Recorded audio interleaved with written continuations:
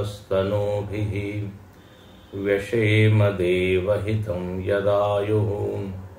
स्वस्ति न इंद्रो वृद्धस्रवाः स्वस्ति न पूषा विश्ववेदाः स्वस्ति नस्तार्क्ष्यो अरिष्टनेमिः स्वस्ति नो बृहस्पतिर्दधातु। ओम शांति शांति शांतिः।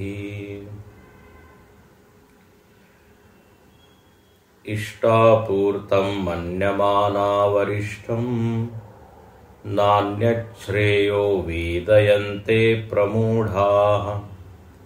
नाकस्य पृष्ठे ते सुकृतेनु भूत्वा इमं लोकं हीनतरं वा विशन्ति।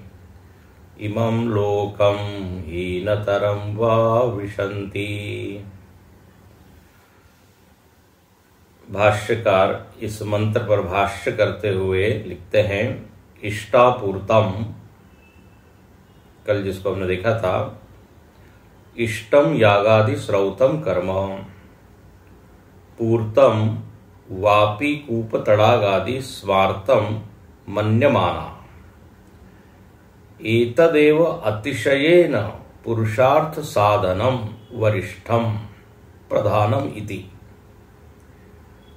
चिंतयत अन्यद आत्मज्ञानाख्यम श्रेयः साधनम न वेदयन्ते न जानन्ति प्रमूढ़ा। पुत्र पशु बंधु आदिषु प्रमत्ततया मूढ़ा। ते च नाकस्य स्वर्गस्य पृष्ठे उपरि स्थान सुकृते भोगायतने अनुभूत्वा अनुभूय कर्मफलम् पुनः इमं लोकं मानुषम् अस्माद्हीनतरं वा तिर्यं नरकादिलक्षणं यथा कर्मशेषम विशन्ति। तो एक ऐसे व्यक्ति की चर्चा श्रुति माता करती है जो कर्ता भाव में स्थित है, रजोगुणी प्रधान है, जिसने अपने जीवन में जो भी स्वाभाविक इच्छाएं होती है, रोटी कपड़ा मकान जिसको आप कह सकते हैं, उसको प्राप्त किया है। और न केवल अपनी आवश्यकता बल्कि समाज की आवश्यकताओं को भी उसने ध्यान दिया और उसकी भी पूर्ति की। उसने समाज सेवा की, लोगों को जिसकी आवश्यकता थी ऐसी वस्तुएं या ऐसी चीजें उसने बनाई। किसी को अन्न की आवश्यकता है तो अन्न उसने वितरित किया, दवाई की आवश्यकता है तो दवाई बांटी, किसी कार्यक्रम के लिए कोई हॉल चाहिए तो उसको बनाने में उसने सहयोग किया। मतलब वो कहता है कि मैं एक सामाजिक प्राणी हूं। ये आपने बचपन से सुना होगा, मनुष्य एक सामाजिक प्राणी है। तो समाज के प्रति, कर्तव्य के प्रति वो पूरी तरह जागरूक है। तो ऐसा उसका बड़ा सदा हुआ जीवन है। लौकिक और सामाजिक दोनों जीवन को वो धन्य करता है। श्रुति माता यहां कहती है कि ये बहुत अच्छा जीवन है, लेकिन इसमें गलती केवल इतनी हो गई कि उसने ये मान्यता बना ली कि इसके आगे कुछ है नहीं, सोशल सर्विस के आगे कुछ नहीं, सामाजिक सेवा, राष्ट्र की सेवा करें, धर्म की सेवा करें, समाज की सेवा करें, प्रकृति की सेवा करें, भूखे को अन्न दे, ये सब बहुत ही अच्छा है। परहित सरिस धर्म नहीं भाई, पर पीड़ा सम नहीं अदमाई,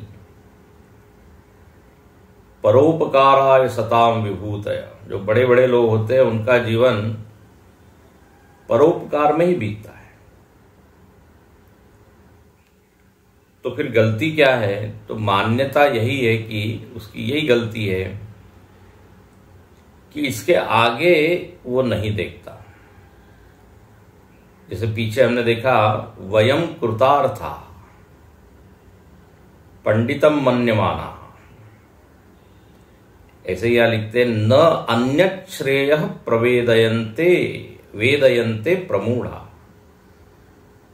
आत्मज्ञान नाम की भी कोई चीज है, एक अध्यात्म भी एक कोई चीज है। यानी इसलिए लोग ऐसा विभाजन करते हैं, बोले अनेक लोग धार्मिक है लेकिन आध्यात्मिक नहीं है,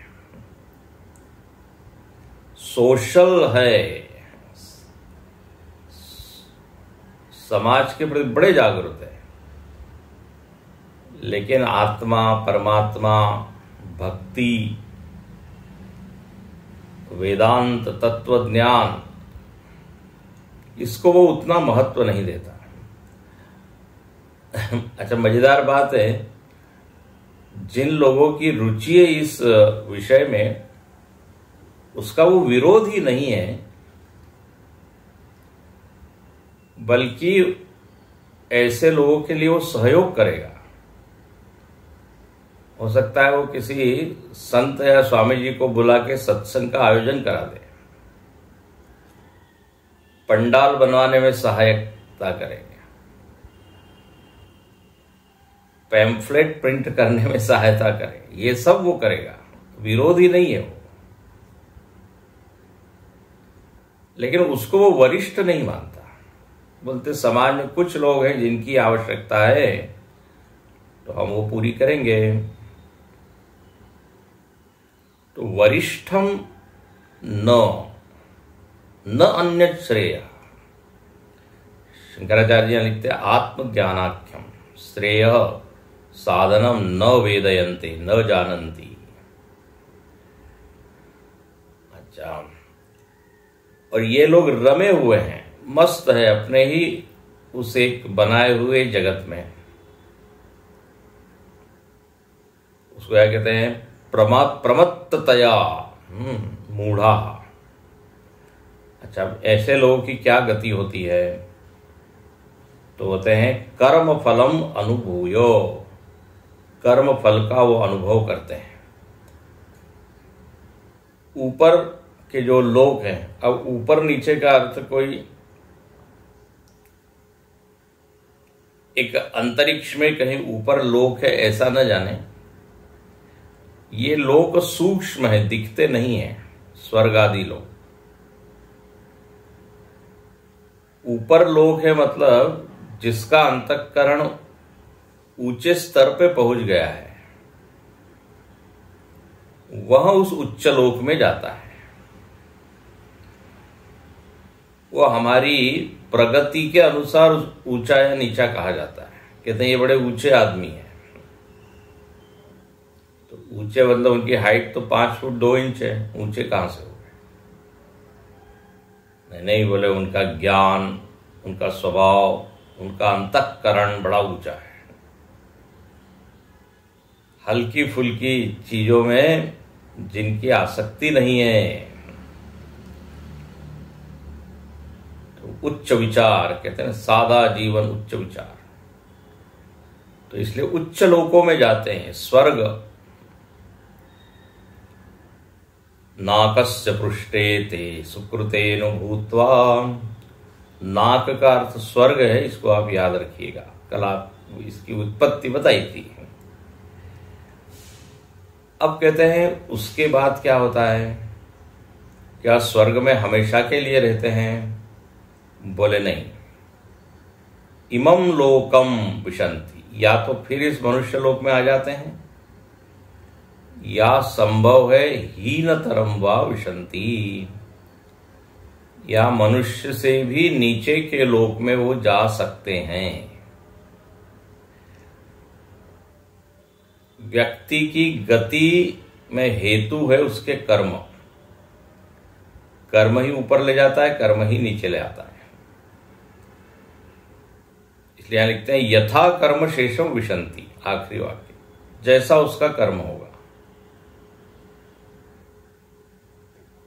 तो हीनतरम विशंति ऐसा क्यों लिखा है? तो ऐसा है, यदि कोई व्यक्ति अपने कर्म के बल से ऊंचे पद पर पहुंचा, उसका पहले का जीवन बड़ा अच्छा रहा, तो उसकी प्रगति होती गई। लेकिन संभव है ऊंचे पद पर पहुंचने पर उसने कुछ ऐसा गड़बड़ काम किया, कुछ अपराध हो गया, पाप इत्यादि हो गया, तो उसको एकदम निकाल दिया जाता है।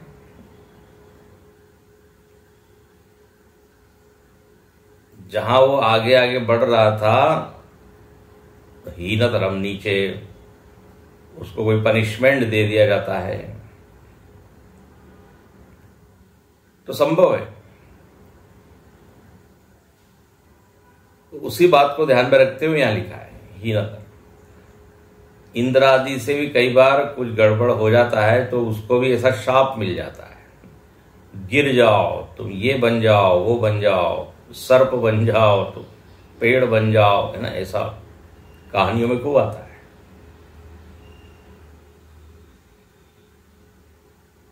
तो इसको कहते हैं हीनतरम। गुरुजी ने एक उदाहरण दिया, जैसे आप पत्थर फेंकते हो, बहुत अच्छा उदाहरण है। पत्थर फेंकते हो तो बहुत ऊंचा जाता है। ऊंचे जाने में हेतु क्या है? तो बोले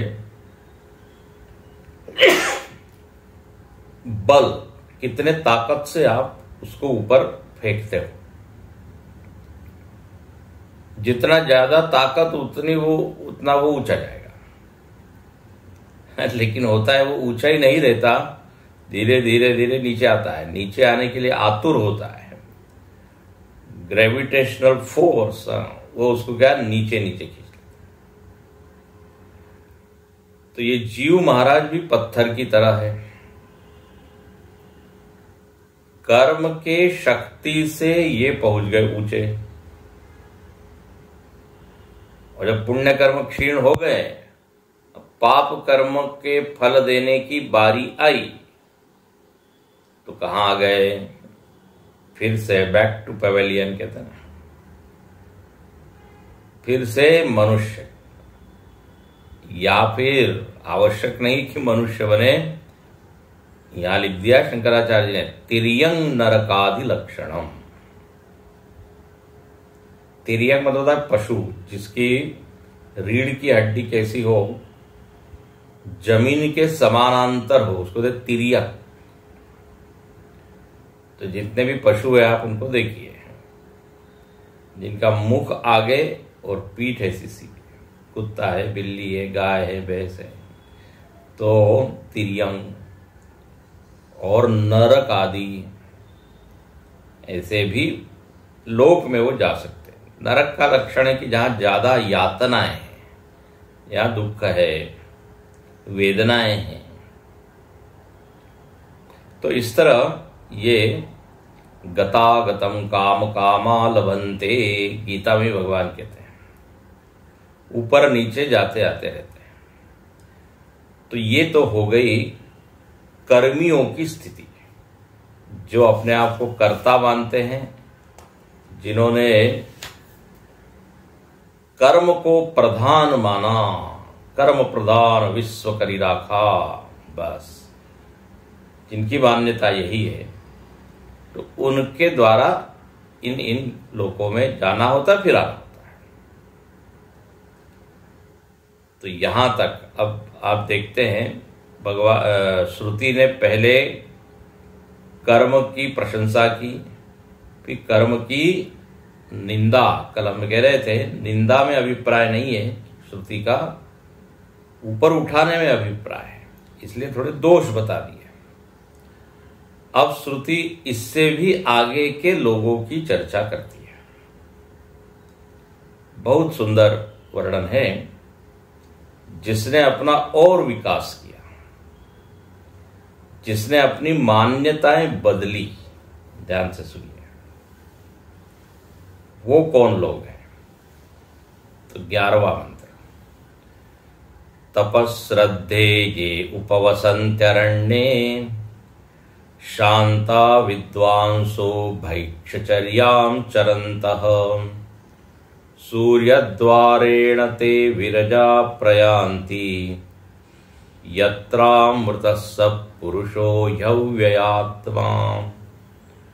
तपश्रद्धे ये उपवसन्त्यरण्ये शांता विद्वांसो भैक्षचर्यां चरन्तः सूर्यद्वारेण ते विरजा प्रयान्ति यत्रामृतः स पुरुषो ह्यव्ययात्मा। अब एक ऐसा व्यक्ति है जिसमें कर्तृत्व शिथिल हो गया है, कर्ता भाव कम, रजोगुण कम,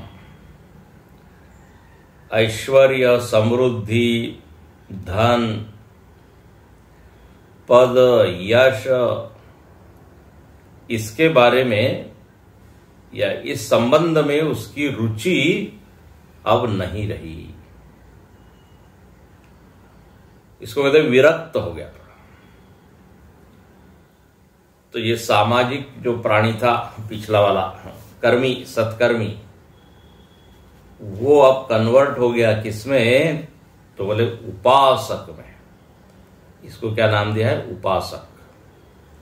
आप कह सकते हैं विरक्त, जो निवृत्त की ओर चल पड़ा है।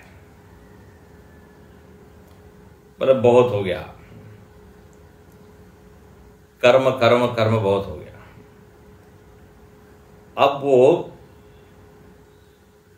जीवन की उसकी दिशा बदली, उसकी मनोवृत्ति बदली, उसका स्वभाव बदला, उसके चित्त का जो स्तर है वो अब अलग हुआ। अब देखिए, ये व्यक्ति निवृत्ति प्रधान जीवन जी रहा है, तो ऐसा क्यों हुआ? ध्यान से सुनिए, उसकी जीवन शैली बदली क्यों? तो याद रखना, जीवन शैली बदलने में जो मुख्य हेतु है वो है सुख। अभी तक सुख का आधार क्रिया, कर्म, सेवा, थोड़ी बहिर्मुखता, अच्छा ऐश्वर्य, समृद्धि, ये सुख का आधार था। मतलब ये जितना ज्यादा हो उतना जीवन में सुख, उतना वो मानता था कि ये जीवन का क्या है, ध्येय है या लक्ष्य है। लेकिन अब उसको एक नया सुख का सोर्स मिला। तो देखिए, सुख के आधार पर ही जीवन चलता है। हर व्यक्ति को एक जगह सुख नहीं मिलता, सबका अनुभव है। दो लोगों के जीवन शैली में अंतर है, उसका आधार क्या है? एक धन के पीछे ही भाग रहा है, एक पद के पीछे ही भाग रहा है, एक को केवल और केवल यश चाहिए,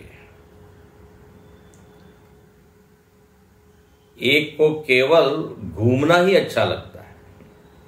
तो ऐसा क्यों है? क्योंकि सबकी मान्यता सुख के लिए या सुख के प्रति अलग है।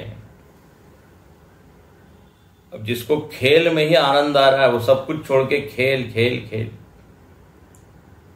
कोई कलाकार है वो सब कुछ छोड़ देगा, सांसारिक भोगों को भी छोड़ देता है, अपनी कला में वो मस्त होता है, कला को सर्वश्रेष्ठ मानता है। तो उसकी जीवन शैली उस पर निर्भर है कि उसने किसमें सुख का अनुभव किया। ध्यान रखना, कोई भी व्यक्ति जबरदस्ती से कुछ नहीं करता, न किसी से कराया जा सकता है। जब तक ये डिस्कवरी नहीं होती कि अच्छा इसमें सुख है, तब तक वो नहीं करता। अब बच्चे को कितना ही बोलिए आप पढ़िए पढ़िए, पढ़ाई करो पढ़ाई करो, जब तक उसको उसमें आनंद नहीं आएगा वो उसमें नहीं रमेगा। जब तक वो माँ बाप वहां पे है तब तक वो करेगा। जैसे ही देखता है कि गए माँ बाप, सीधा मोबाइल, टीवी या व्हाटएवर, जहां पे उसने सुख देखा उधर भागेगा। जिसे स्प्रिंग होती है कि नहीं, स्प्रिंग को जब तक आप दबा के रखो दबती है, हाथ हटाया उछल जाती है। तो जबरदस्ती किसी को या अध्यात्म के मार्ग में नहीं डाला जा सकता जब तक स्वयं उसको न लगे। तो यहां लगता है, यहां एक ऐसे व्यक्ति का वर्णन है जिसको ऐश्वर्य या ये बहुत ज्यादा सांसारिक चर्चा थोड़ी बाधा लगती है। कहते हैं हमारे भजन में ये अब सब जरा बाधा बन रहे हैं। ऐश्वर्य भी बाधा बन सकता है। हाँ, ऐश्वर्य बोले कैसे बाधा बनेगा? ऐश्वर्य में तो खूब सुविधाएं हैं, आप एंजॉय कर रहे हैं। बोले नहीं, जिसको इससे गहरा सुख का थोड़ा स्वाद लग गया, उसको लगता है ये सब भी क्या है, अड़चने हैं। ऐश्वर्य में बाधा ये है कि उसको मेंटेन करना पड़ता है। अब 10 जगह घर बना के रखे हैं, हाँ, बड़ी बड़ी चीजें बनाए रखी है, तो वो ऐसी थोड़ी रहेगी। वो आपकी एनर्जी ड्रेन कर लेती है। उसको आपको देखना पड़ता है, समय देना पड़ता है, जाना पड़ता है। तो बाधा हो गई कि नहीं? बोले ऐसा नहीं है कि पहले वो साधन भजन नहीं कर पा रहा था, लेकिन पहले थोड़ा सेकेंडरी था, वो चीज गौण थी, काम जो है वो मुख्य था। अब वो कहता है ये सब राम भगति के बाधक, सुख संपत्ति परिवार बढ़ाई, है ना, ये अब उसको थोड़ी बाधा लगे। मतलब बहुत ज्यादा प्रवृत्ति का जीवन। तो अब उसको शांत बैठने में मजा आ रहा है। तो अब ऐसे व्यक्ति का वर्णन है निवृत्ति परक जीवन।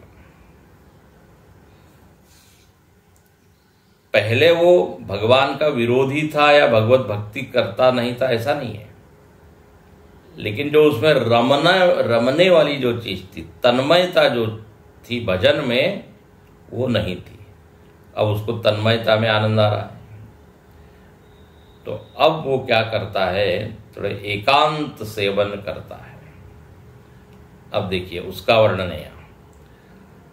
इसलिए यहाँ भाष्यकार इस 11वें मंत्र की प्रथम पंक्ति में लिखते हैं, ये पुनः तद विपरीता, अभी तक जिनकी चर्चा हुई उससे विपरीत। अभी तक जिन मंत्रों का वर्णन हुआ उसमें संबोध्य कौन था? तो बोले सत्य कामा आया था ना, तदे तत् सत्यम, वहां से शुरुआत हुई थी। सत्य कामा, काम कामी, कर्माश्रित, लेकिन यहां तद विपरीता। बोले क्या विपरीत है? तो बोले ज्ञान युक्ता, भाष्यकार लिखते हैं ज्ञान युक्ता। ज्ञान युक्ता अब यहां पे ज्ञान का अर्थ याद रखिएगा, ज्ञान का अर्थ यहां पर उपासना है। विद्या का अर्थ उपासना है, भक्ति है। और ये मनमाना अर्थ नहीं है। आप यदि ईशावास्योपनिषद भी पढ़ें तो उसमें विद्या शब्द का अर्थ उपासना ही है। विद्याम च ये तद उभयगम सह, जो दोनों को साथ में करता है वहां आता है। तो विद्या मतलब उपासना। तो यहां पर उपासक ये लोग हैं, पहले वाले से अलग। अच्छा भाई, तो क्या है इनका जीवन? तो आइए मंत्र में देखिए।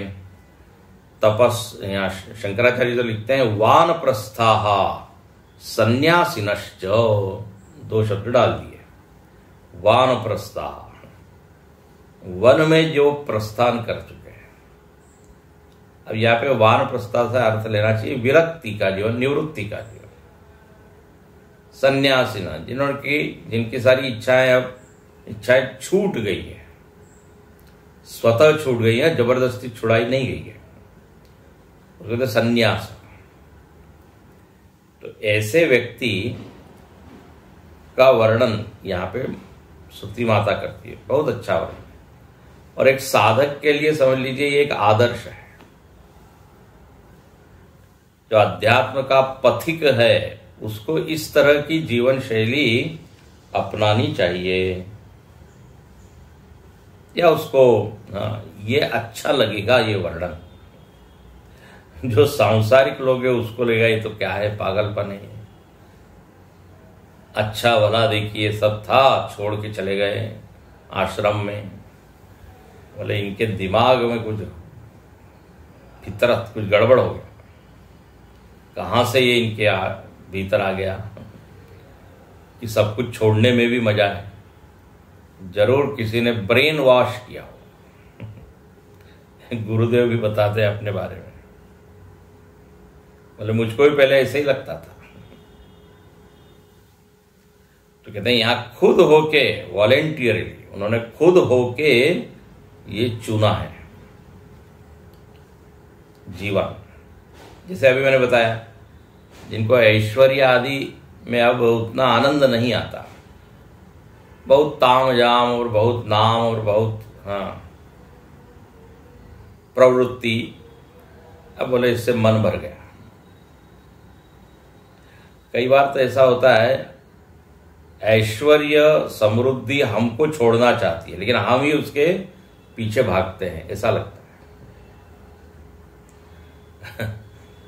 धन के पीछे हम भागते हैं या धन हमारे पीछे भागता है? वो तो छोड़ना चाहता है, हम पकड़ के रखते हैं। तो वो क्या करता है, उसका जीवन किसके ऊपर आधारित है? बोले तपश्रद्धे ये उपवसंती अरण्ये। तप और श्रद्धा, अब उसके जीवन में इसकी प्रधानता हो गई। तप और श्रद्धा, इसका अर्थ हम देखेंगे भाष्यकार ने क्या लिखा है। तो तपस्वी जीवन जी रहे हैं, परमात्मा के प्रति बड़ी श्रद्धा है, निष्ठा है, प्रेम है, श्रद्धा। और पुत्र निवसंती ते उपवसंती अरण्ये, अरण्य में रह रहे, वन में रह रहे।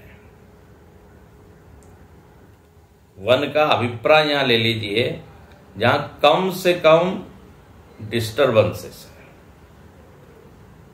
जहां पे कम से कम लोग हैं और हमको ज्यादा लोगों की ओर ध्यान नहीं देना पड़ता, या उनके मन की ओर, उनके मन को नहीं संभालना पड़ता।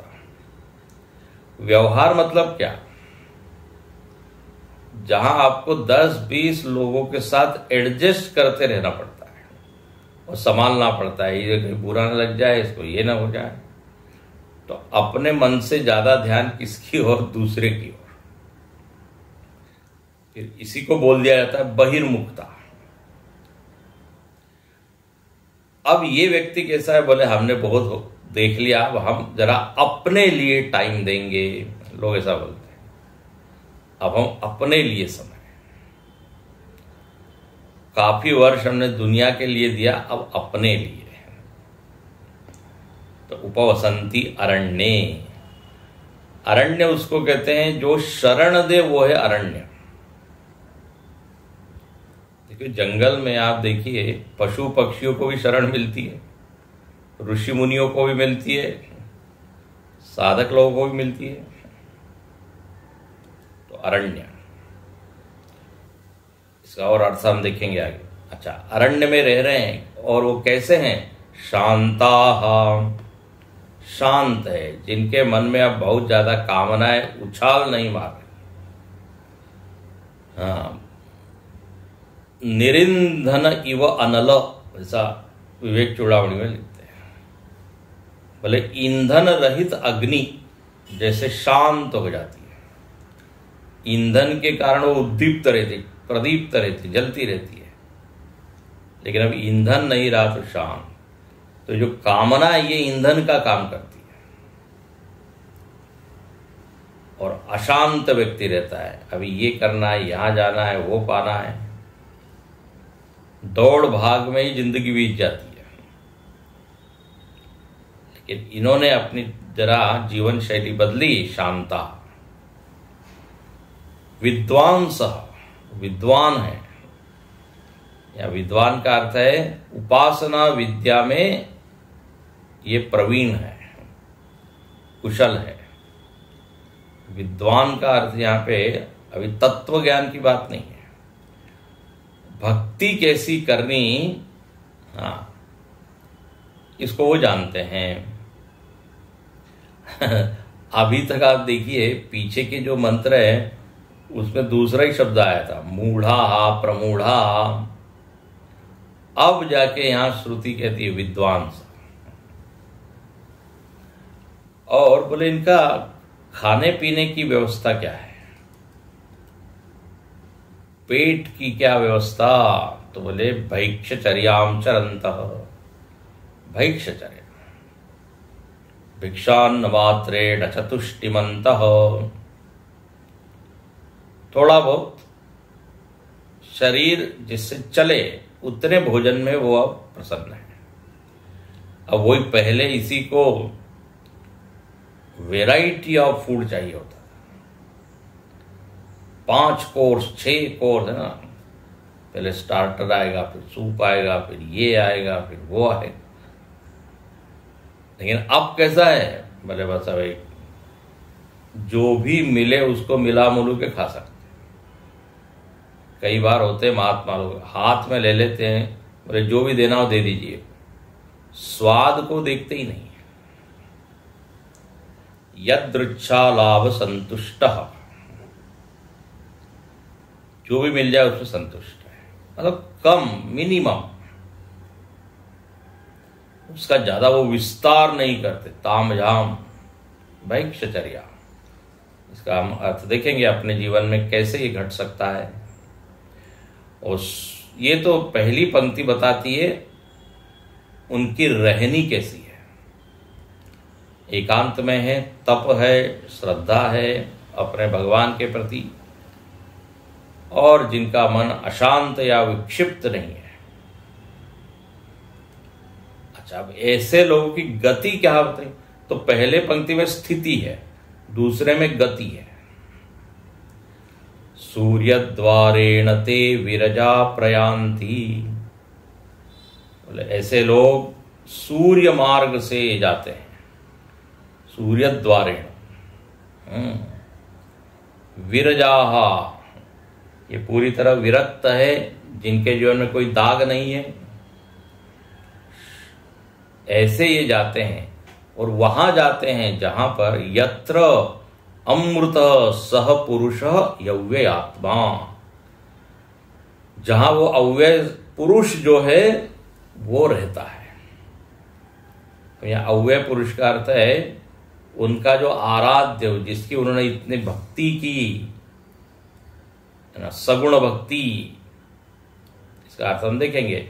आपने देखा होगा सगुण भक्तों का वर्णन आता है तो अलग अलग तरह के जो जिनके आराध्य हैं उनके अलग अलग लोक हैं।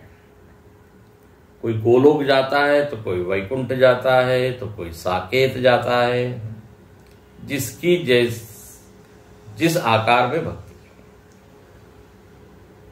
उसको देवलोक भी कह दिया। कल देखेंगे वो आगे, उसका वर्णन आएगा। तो ऐसे ये लोग भगवान के लोक में जाते हैं ये। अच्छा, पीछे जो वर्णन आया था उसमें क्या आया था? स्वर्ग में जाते हैं, नाकस्य पृष्ठ आया था। लेकिन यहां पे पुरुषः अव्ययात्मा अमृत, जहां वो अमृत पुरुष रहता है वहां ये जाते हैं। तो हो गया ना अंतर, पहले वालों से थोड़ा फर्क। तो अब यहां जो लिखा कि तपश्रद्धे, ये मतलब ये जो उपासक लोग हैं ये तप प्रधान जीवन जी रहे हैं। तपः, तप मतलब क्या? तो भाष्यकार देखिए क्या लिखते हैं, तपश्रद्धे के ऊपर भाष्य देखिए, तपश्रद्धे ही तपः स्व आश्रम विहितम कर्म। देखिए कैसी परिभाषा है। तप मतलब केवल भूखे रहना और हिमालय में चले जाना और कोई वस्त्र नहीं पहनना, एक पैर पे खड़े होना, ये जो तप का एक चित्र अपने भीतर है, भाष्यकार वो नहीं लेते हैं। कितना अच्छा अर्थ लिखा है, स्व आश्रम विहितम कर्म। ये दिखने में बड़ी छोटी पंक्ति है लेकिन जीने में बड़ी कठिन है। अपने अपने आश्रम के अनुसार कर्म करना, स्वधर्म करना, स्व आश्रम विहित। अब देखिए ये जो यहां लिखा स्व आश्रम मतलब ब्रह्मचारी, गृहस्थ, वानप्रस्थ, जिसका जो आश्रम। गीता में भगवान सावधान करते हैं, परधर्म मत कीजिए आप, परधर्म बड़ा पाप है। अपने धर्म में टिके रहना इटसेल्फ इज ए पेनेंस, तप है। अब यदि कोई विद्यार्जन कर रहा है तो विद्यार्जन करने में क्या है, बहुत सारे आकर्षण है, लोभ है, दुनिया के विषय उसको खींचते हैं, लेकिन उसकी ओर वो ध्यान न देकर अपने उस कर्म में टिका रहे, उसके लिए दम लगता है कि नहीं, बल लगता है। भाई वातावरण या परिस्थिति हमेशा ही उस विद्या के अनुकूल हो ऐसे नहीं, प्रतिकूल परिस्थिति भी होती है। और ये प्रतिकूल परिस्थितियां क्या करती है, अपने स्वधर्म से हमको हटा देती है। अरे बोले छोड़ो, बड़ा कठिन है, कठिन है। तो कठिनाई को सहन करते हुए जहां पर है उसको जीते रहना, बोले तप। अब देखिए तप की बहुत सारी परिभाषाएं हैं, अलग अलग प्रसंग में अलग अलग है। शंकराचार्य जी ने अन्य जगह लिखा है, इंद्रियाणाम मनश्चैव, इंद्रिय और मन की एकाग्रता का नाम तप है। मन और इंद्रियों को एक जगह लगा रहे हैं आप और उसमें आप सफल हो गए, बोले आपने तप किया है। गुरुदेव ने तप की परिभाषा दी है कि मेंटेनिंग द हाईएस्ट डिजायर। आपने कोई ऊंचा लक्ष्य सामने रखा and consistently you are maintaining that in spite of all difficulties, problems, obstacles। आप यदि उस पर टिके हुए हैं तो ये एक बड़ी साधना कर ली। अच्छा, और एक बात है, केवल तप के लिए तप नहीं करना है। तप जो है लक्ष्य में सहायक है इसलिए करना है। ये थोड़ी सी बारीक सी बात है। कई बार लोग तपस्वी बनने के लिए तप करते हैं, बोले जगत में हमको लोग मानेंगे कि बड़े हमने तप किया। नो, लक्ष्य तो हमारा कुछ और है। उसमें जो कठिनाइयां आ रही है उसको हम सहन कर रहे हैं, सहन करने के लिए नहीं, बल्कि इसलिए हम सहन कर रहे हैं कि यदि उसको सहन नहीं करेंगे तो जो हमारा लक्ष्य है हम उससे भटक जाएंगे। जो हमने निश्चय किया हुआ है कि ये पाना है वो हम छोड़ देंगे। इसलिए जितने कष्ट है, प्रतिकूलता है, ये तो हमको मानो कि हटाने के लिए आई है। इसी को आप कहानियों में पढ़ते हैं, सुनते हैं, भगवान परीक्षा लेते हैं। परीक्षा मतलब क्या है? एक तरह के आपके तप को जान रहे हैं कि आप कितना प्रतिकूलता को सहन कर पा रहे हैं। पार्वती जी को सप्तऋषियों ने बहुत डिगाने का प्रयत्न किया, लेकिन किसके लिए आप ये सब तप कर रहे हो? शिव जी के लिए। और शिव जी की प्राप्ति से क्या मिलेगा? तुम खुद का तो घर है नहीं, स्मशान में रहते हैं, पहाड़ में रहते हैं, तुमको भी रहना पड़ेगा वहां। अब देखो ये प्रतिकूलता का वर्णन हो रहा है ना। तप आधार सब सृष्टि भवानी, रामायण में आता है। तप ही आधार है, जितने बड़े बड़े लोगों ने जो भी पाया है। तो यहां तो एक छोटी सी परिभाषा दे दी कि स्वकर्म विहितम कर्म। अब देखिए, साधक है, उसने निश्चय कर लिया है कि ऐसी जीवन शैली होना चाहिए। बुद्धि उसकी बता रही है, देखिए ध्यान से सुनना। बुद्धि ये कह रही है कि ऐसा जीवन होना चाहिए, लेकिन वो नहीं हो पा रहा है। क्यों? तो उसमें एक बड़ी समस्या है असुविधाएं। और बोले ठीक है, एक विद्यार्थी है, उसको पढ़ाई करना है, मेरिट में आना है, यदि ये उसने जीवन लक्ष्य बनाया तो उसके लिए फिर अकेले रहना है, टीवी छोड़ना है, खेल छोड़ना है। साधारण उदाहरण हम दे रहे हैं। तो अब असुविधाओं को सुनकर हो सकता है वो जीवन शैली छोड़ दे, बोले ये हमसे नहीं होगा।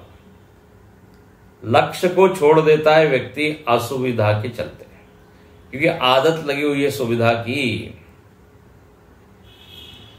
कई बार हमने उदाहरण दिया है, लोग जो है शिविर में नहीं आ पाते, 7-7 दिन के जो शिविर आश्रमों में होते हैं।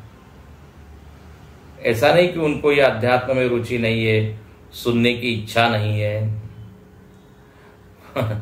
लेकिन जब वो सुनते हैं कि वहां ये नहीं मिलेगा, वो नहीं मिलेगा, बोले हरिओम, फिर होम इज बेटर देन। मतलब क्या है? तपवृत्ति की कमी है। तो जो भी हमने जीवन चुना है उस पर स्टिक रहना, स्टिक टू योर गोल, उसको कहते तप। तो यहां पर ये लोग इस तरह से इन्होंने जीवन में प्रधानता तप को दी है। अच्छा, तप को बड़े वो आराम से हंस के वो सहन कर रहे हैं प्रतिकूलता, रो रो के नहीं। रो रो के सहन करने को तप नहीं कहते। तो जबरन जबरदस्ती हम दुख को सहन कर रहे हैं। फिर शिकायत भरी लहजे में वो बोलते रहेगा, ये नहीं है, वो नहीं है। तकरार मराठी में कहते हैं, हिंदी में शिकायत। तो कहते हैं वो ध्येय को छोड़ता नहीं। तप श्रद्धे, दूसरा लिखते हैं श्रद्धा है उनके जीवन में। श्रद्धा का अर्थ यहां भाष्यकार करते हैं हिरण्य गर्भादि विषया विद्या। ले, श्रद्धा का अर्थ सीधा कर दिया विद्या, और विद्या का अर्थ हमने बताया था उपासना, भक्ति। श्रद्धा और भक्ति ये दोनों शब्दों का बड़ा निकट का संबंध है। भक्त बनने के लिए एक शर्त क्या है? श्रद्धा। श्रद्धा के बिना भक्ति होती नहीं। कैवल्य उपनिषद में भी अश्वलायन ऋषि ब्रह्मा जी के पास जाते हैं, तो वहां पूछते हैं, अधि भगवो, आप हमको ये ब्रह्म क्या है बताइए, ब्रह्म विद्याम वरिष्ठ, कुछ साधन बताइए। तो वहां पे ब्रह्मदेव, ब्रह्मा जी जो है वो आचार्य, वहां पर बिल्कुल यही बात कहते हैं, श्रद्धा भक्ति ध्यान योगाद अवई, बोले श्रद्धा और भक्ति के द्वारा तुम प्राप्त करो। तो देखो यहां श्रद्धा का अर्थ कर दिया विद्या, विद्या का अर्थ है भक्ति। विद्या किसके संबंध में, तो यहां लिखते हिरण्य गर्भादि विषय। हिरण्य गर्भ यहां पर अर्थ है अपना भी, अपना जो इष्ट है, आराध्य है भगवान, उसको यहां हिरण्य गर्भ का है। तो उसके प्रति उसका क्या है, ज्ञान है कि हमारे भगवान ऐसे हैं, उनकी ये लीलाएं हैं, उनका ये रूप है, उनका ये गुण है। तो भगवत संबंधी जितना ज्ञान है उसको यहां विद्या कहा है। सामान्य अर्थ में उसी को भक्ति। तो ऐसे ये भक्ति में रमे हुए भजन कर रहे हैं। अब उनको नाम और यश की भी कोई आकांक्षा नहीं कि लोग हमको जाने, एकांत में बैठे, पूजा का कोई प्रदर्शन नहीं कर रहे हो, जप माला लेके जो है सबको दिखा रहे हैं हम जप कर रहे हैं, ऐसा नहीं है। उपवसन तरण्य है। तो श्रद्धा है जिनके जीवन में, उपासना है, ते तपश्रद्धे उपवसंती सेवन्ते अरण्ये वर्तमाना संत। उपवसंती अरण्य, अरण्य में वो रहते हैं, रहते हैं मतलब वर्तन करते हैं। पहले वालों का क्या वर्णन आया था, अविद्यायाम अंतरे वर्तमाना, वो लोग तो अविद्या में विचरण करते हैं, लेकिन ये लोग भगवान में विचरण करते हैं। उनको ये कभी नहीं लगता कि हम जो है संसार में है, परिस्थिति में है। कहाँ, बोले हम भगवान के साथ हैं। तो भगवान से प्रेम जिनका बढ़ गया है और भगवान का प्रेम इनके प्रति बढ़ गया है। गीता में भगवान बार बार कहते हैं अतीव में प्रिया। जो लोग श्रद्धालु हैं, 12वां अध्याय पढ़िए, भगवान में बड़े खुश हैं। अतीव में प्रिया श्रद्धाना मत परमा भक्तास्ते तीव में प्रिया। अब इनका रमण इधर ही हो रहा है, तो अरण्य के कष्ट उनको कष्ट नहीं लगते। भगवान राम देखिए वन में भटक रहे हैं, घूम रहे हैं, लेकिन उन्होंने कभी शिकायत नहीं की। तो उपवसंत अरण्य, वर्तमाना और शांता, शांत है। शांता शब्द का अर्थ बहुत अच्छा किया है यहाँ भाष्यकार ने, अंडरलाइन कर सकते हैं। उपरत कर्ण ग्रामाहा, जिनके कर्ण ग्राम शांत हो गए। कर्ण मतलब इंद्रियां, इंद्रियों को कर्ण कहते हैं। तो बहिर्करण इंद्रियां और मन को क्या कहते हैं, अंतःकरण। तो 10 इंद्रियां और मन दोनों कैसे हो गए, शांत। अब बहुत ज्यादा वो चंचल नहीं रहे और बहुत ज्यादा इनकी डिमांड नहीं रही, मांग नहीं रही। इसको गीता के 6ठे अध्याय में बड़ा अच्छा कहा, यदा ही नेन्द्रियार्थेषु न कर्मस्वनुषज्जते। कल ही हम यहां पे देख रहे थे, सायंकाल परसों। बोले जब इंद्रियों के विषय में न अनुषज्जते, न रमते। अब आंखों को बहुत ज्यादा देखना नहीं है, बोले यहां घूमना है वहां घूमना है, ये नहीं। बहुत ज्यादा होटलिंग नहीं करना है, ये खाना है वो खाना है। जीभ के चोचले कहते हैं ना, जीभ जो है नचाती है, बोले वो भी शांत हो गई है। शांता। स्वाद वन्नम न तु याचताम, साधन पंचकम में कहते हैं स्वादिष्ट अन्न की अब याचना नहीं रही। विधिवशात प्राप्तेन संतुष्टताम, विधि के अनुसार जो मिला है उसमें वो प्रसन्न है। कितना अच्छा शब्द है, शांताहा उपरत कर्ण ग्रामा। हम लोग जो एक गांव लेके बैठे, ये 10 इंद्रियां और अंतःकरण, ये क्या है? इंद्रिय ग्राम कहते हैं इसको, इंद्रिय ग्राम। संनियंद्रेन्द्रिय ग्रामम, गीता में आता है, जिनका इंद्रिय ग्राम संयमित है, भगवान को कहते हैं ये भक्त है। तो शांताः, और दूसरा शब्द है विद्वांसः। विद्वांस का अर्थ क्या किया है? गृहस्थाश्च ज्ञान प्रदान इत्यर्थ।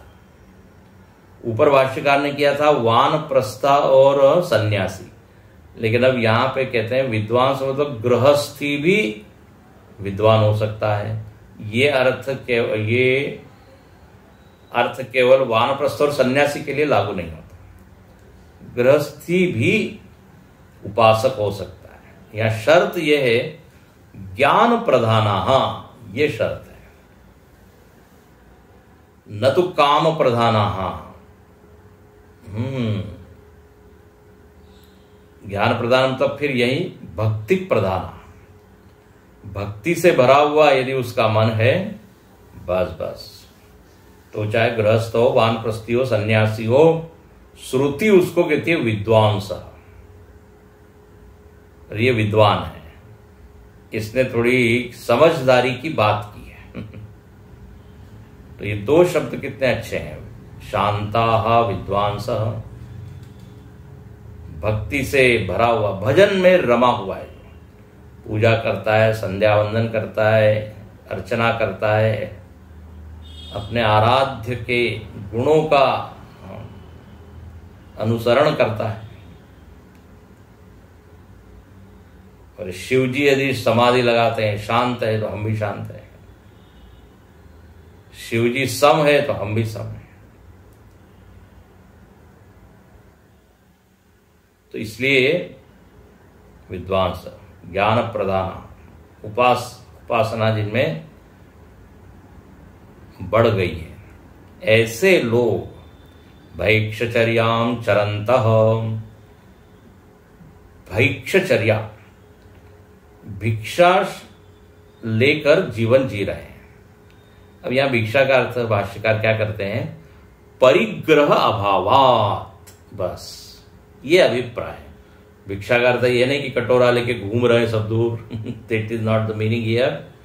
यहां भाष्यकार लिखते हैं परिग्रह का अभाव है। परिग्रह बहुत ज्यादा चीजों को इकट्ठा करना, कम से कम चीजों के साथ वो रह रहा है, ये अर्थ यहां लेना चाहिए। जितना अधिक परिग्रह उतना वो ध्यान खींचेगा, वही उसको भी मेंटेन करना पड़ेगा। अब जंगल में रह रहे हैं और जंगल में सारी चीजें इकट्ठे की है, तो अब ध्यान तो वही खींचेगी ना वो सारी चीजें, इसलिए कम से कम चीजें। और यदि हम घर में भी रह रहे हैं तो अपरिग्रही हो जाएं, ये यहां भाव है। कल देखेंगे और आगे। तो भैक्षचर्याम चरंत, तो ये तो हो गई उनकी जीवन पद्धति, जीवन जीने का तरीका। बोले अब यदि ये इतनी उपासना कर रहे हैं एकांत में, तो फल क्या है उसका परिणाम? वो अगली पंक्ति में, सूर्य द्वारेण ते विरजा प्रयांति। ओम पूर्णमदः पूर्णमिदं पूर्णात् पूर्णमुदच्यते।